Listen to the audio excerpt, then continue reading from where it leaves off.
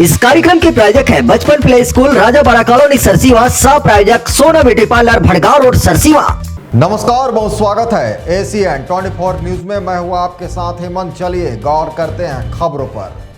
सारंगढ़ बिलाईगढ़ जिले के PM Shri school Sarangarh में फेयरवेल कार्यक्रम के दौरान स्कूली बच्चों द्वारा कार और ट्रैक्टर से खतरनाक स्टंट करने का मामला अब तूल पकड़ता जा रहा है।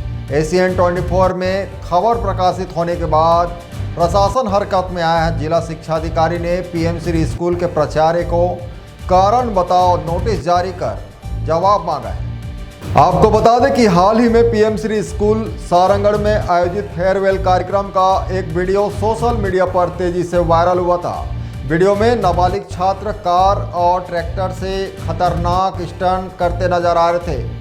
स्टंट सारंगढ़ के खेलबाटा मैदान में किया गया था, जहां सुरक्षा व्यवस्था को लेकर सवाल खड़े हुए।